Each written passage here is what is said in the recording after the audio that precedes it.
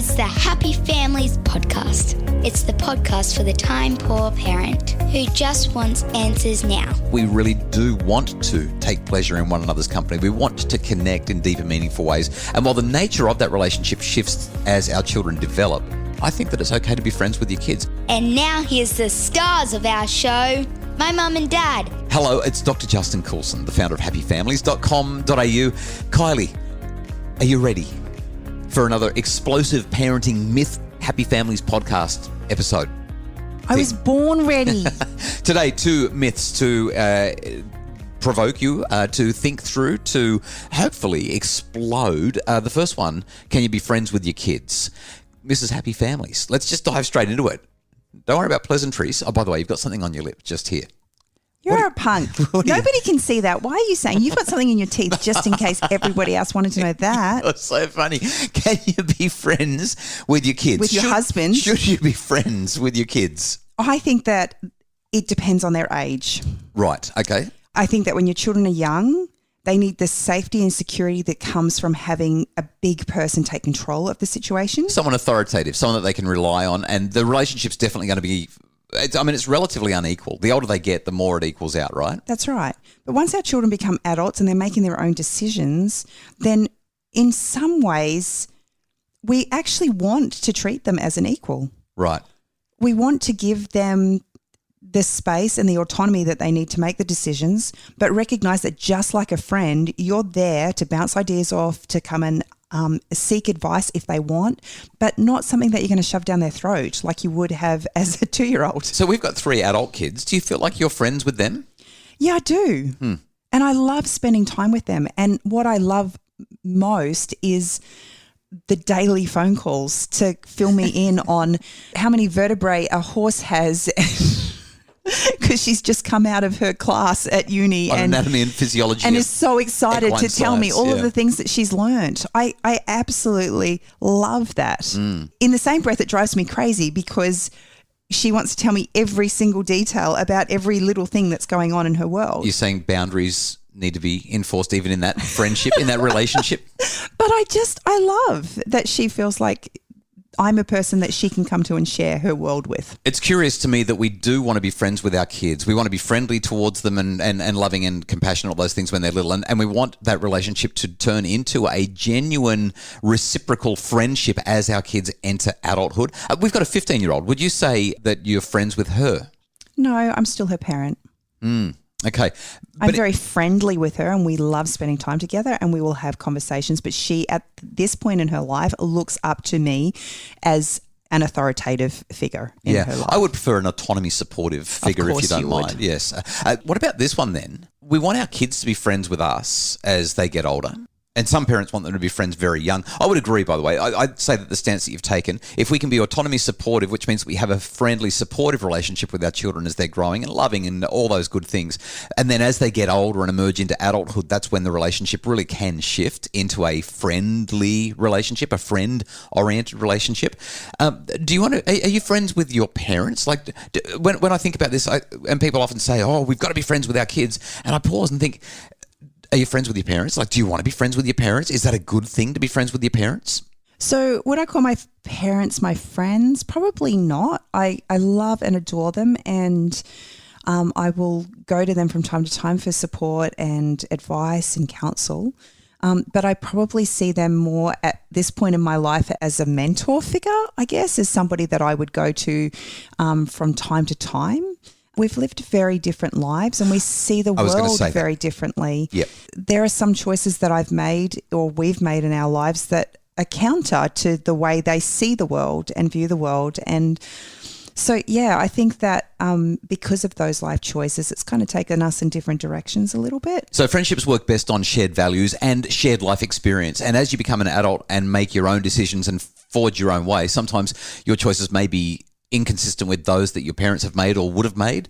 If they've got expectations, that can really drive a wedge, that can create challenges to overcome, and it can shift the relationship. I also think it's worth highlighting, sometimes you might have parents, or sometimes you might be a parent who is carrying a lot of baggage, dealing with unresolved trauma, depression, anxiety, all those kinds of other mental health challenges. And that's going to impede the quality of your relationship that you have either with your parents or with your kids if we're looking at these intergenerational relationships.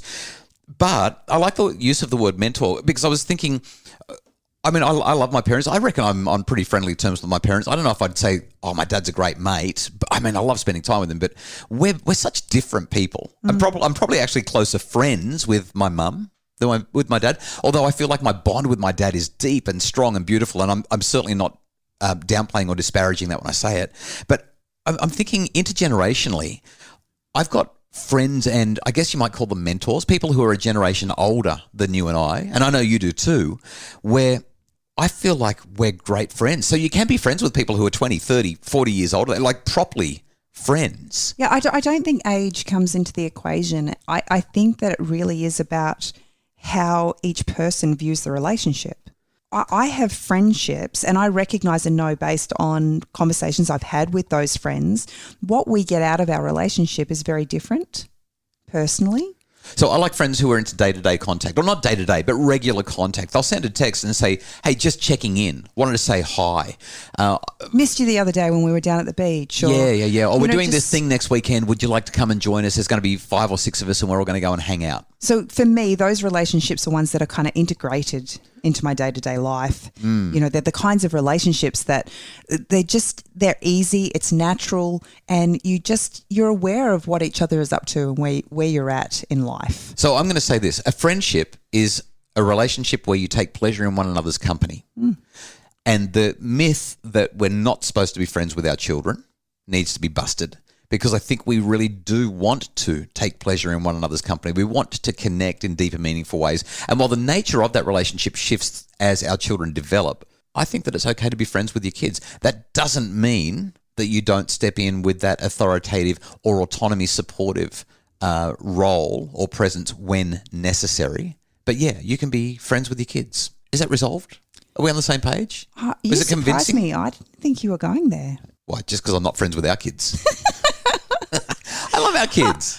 Look, I think the one thing I will say about choosing to be friends with your children, especially in those younger formative years, teenage years, and I've watched it with lots of parents over the years, is just how important it is as the adult to not actually dump on our kids. Yeah, so don't use your kids. So there are 2 fatal mistakes that I think parents make when they're trying to be friends with their kids. Number 1, they become permissive and let the kids do whatever they want. They supply them alcohol or other drugs, and they let them party. Or number 2, they use their kids as a friend/therapist, and they share things that are just they're adult things, and they're sharing them with the kids. And that's again why there's always going to be a slight difference in the parent-child relationship. Even if let's say you're 60 and your kids are 35 or 40, whatever it is, you're still not going to use them as a therapist. If there's some stuff going on where you just don't involve your kids because it's family and relationships are complicated, but you can still be friends, you can still take pleasure in one another's company, you can still have day-to-day interaction and love finding out about their lives. And that is what a healthy friendship is all about,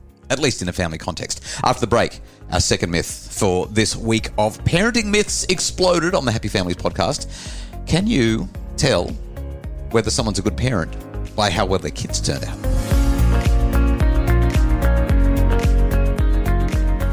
Between 15 and 20% of teens have anxiety. Anxiety is one of the leading causes of mental illness in our children. And as parents, we want to know, where is it coming from? Can we stop it? And how do we help our children just feel better? Start by learning how to recognize anxiety in your child, how to respond, and how to give them hope. And the Anxiety in Your Child webinar can help. It's available at happyfamilies.com.au. It's the Happy Families podcast, the podcast for the time-poor parent who just wants answers now. And I'm interested where you're going to go with this, Dr. Coulson. Can you tell a good parent by how good their kids are? Yes and no.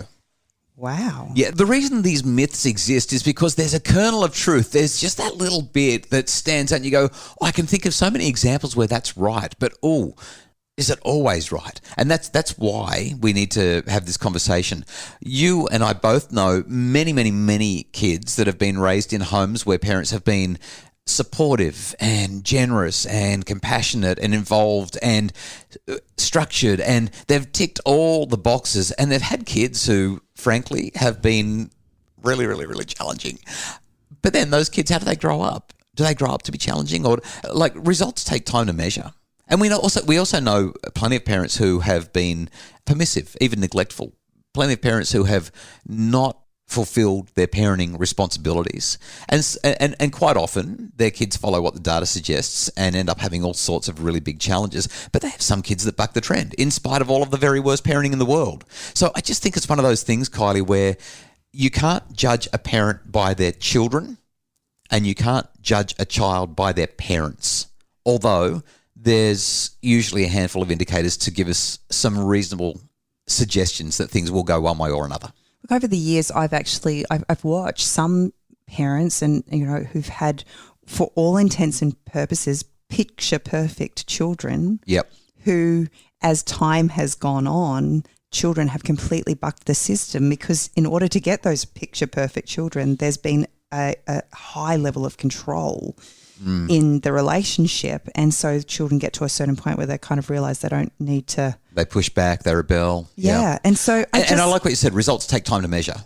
And this is the critical thing. When we're talking about a good parent or a good kid, when? At what point? If they're 12 but they're under the thumb, of course they're going to be good and the parents are going to look like they're picture perfect.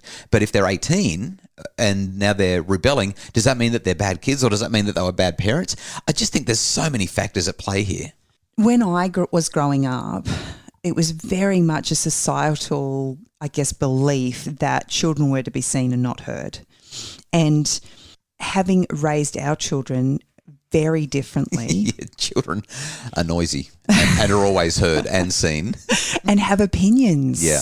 And I love bringing them into the conversation as well. When we've got friends over around the dining table, bring the kids in. Ask the kids what they think. I mean, that's fun. I absolutely love that our children feel like they have the capacity to share their voice.